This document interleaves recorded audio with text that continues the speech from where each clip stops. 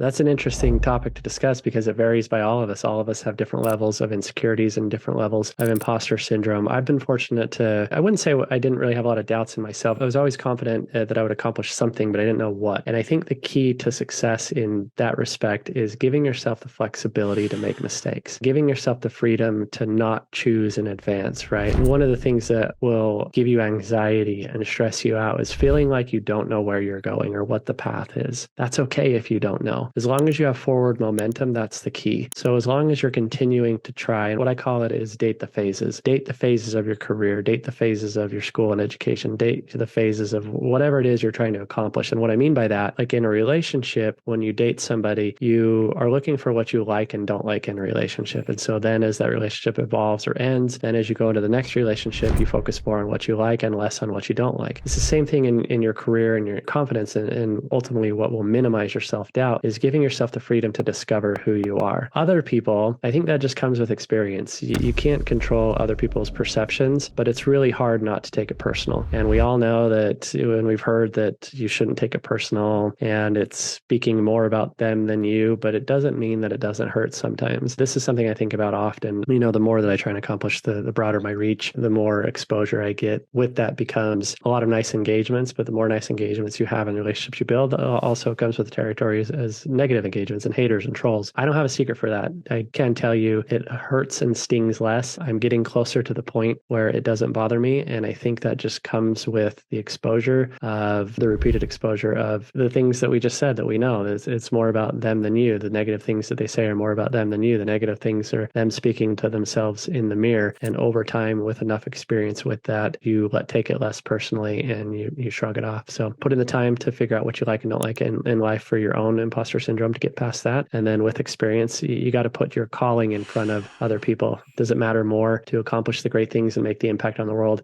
that you want to make? Or does it matter more to let what somebody else said that you don't know and you'll probably never see in your life affect you? So over time, you realize that your calling matters more than what other people say. I was speaking in Mexico about 2-3 weeks ago. Part of my presentation was on increasing your visibility and your personal brand and being you and sharing your successes and your failures. And one of the things was talking about haters. The more you accomplish, the greater accolades you get and more people celebrate that. But then there's also the people that because they have their own insecurities or usually what it is they see in you what they wish that they had accomplished or they had done. And so those are the things that they get insecure about. They are mad at themselves verbalizing it at you. Talked about that in the presentation. And the next week, I don't even think it was the next week. I literally think it was the next day. At the latest, 2 days later, somebody from that crowd messaged me and sent me a screenshot of a post they had made about accomplishments that they had done, and they got a hater. She said, "I was so grateful for your presentation, so I knew how to handle it had I got that message, that nasty message, without having seen how you navigated it."